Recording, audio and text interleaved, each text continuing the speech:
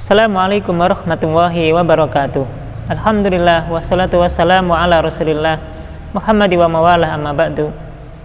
Di antara pelajaran yang kita bisa ambil di dalam sejarah Nabi Shallallahu Alaihi Wasallam dan para sahabatnya adalah peristiwa Sakifah Bani Sa'idah.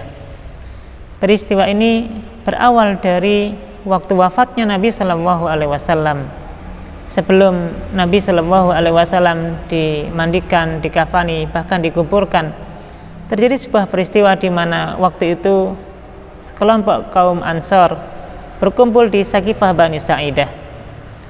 Mereka hendak menyepakati bergabung kepemimpinan dengan seorang sahabat mulia, Sa'ad bin Ubadah.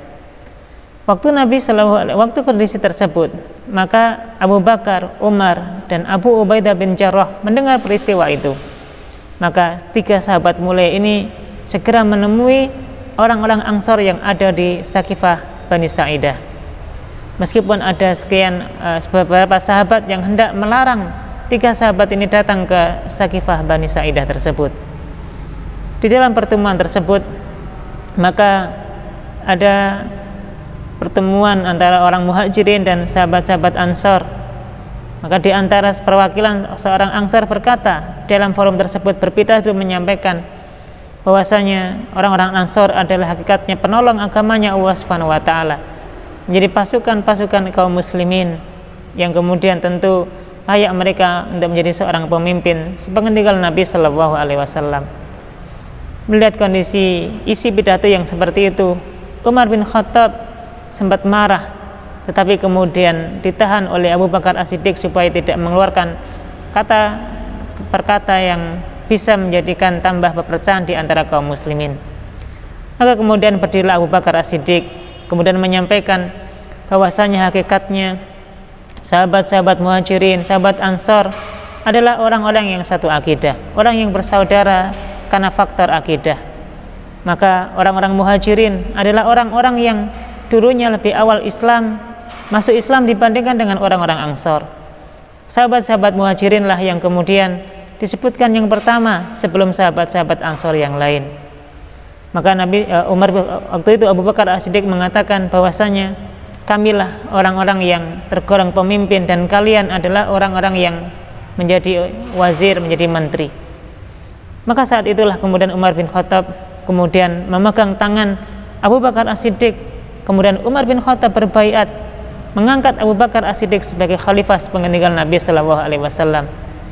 Melihat peristiwa itu, kemudian semua yang hadir di Sakifah Bani Sa'idah kemudian berbaiat mengangkat Abu Bakar As-Siddiq sebagai khalifah sepeninggal Nabi Shallallahu Alaihi Wasallam. Umar kemudian meyakinkan bahwasanya, bukankah kalian tahu bahwasanya Nabi Shallallahu Alaihi Wasallam ketika sakit menunjuk Abu Bakar As-Siddiq menjadi seorang pemimpin sholat, menjadi imam sholat waktu itu.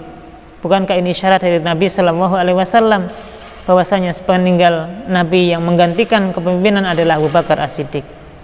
Kita bisa mengambil pelajaran dari peristiwa Sakifah Bani Sa'idah ini. Yang pertama adalah tentang betapa pentingnya sebuah kepemimpinan.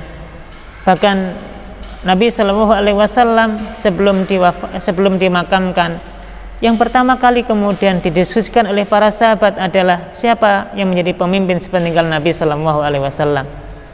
Kemudian yang kedua adalah tentu keutamaan sahabat-sahabat Muhajirin dari sahabat-sahabat Ansar, sebagaimana yang disampaikan oleh Abu Bakar As-Siddiq dalam pidato beliau ketika di Sakifah Bani Sa'idah. Ini menunjukkan bahwa orang-orang Muhajirin punya kelebihan dibandingkan dengan sahabat-sahabat yang lain.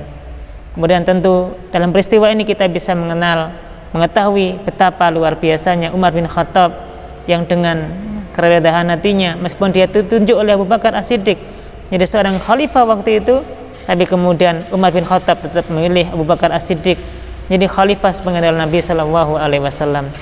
Wa a'lam bishawab. Assalamualaikum warahmatullahi wabarakatuh.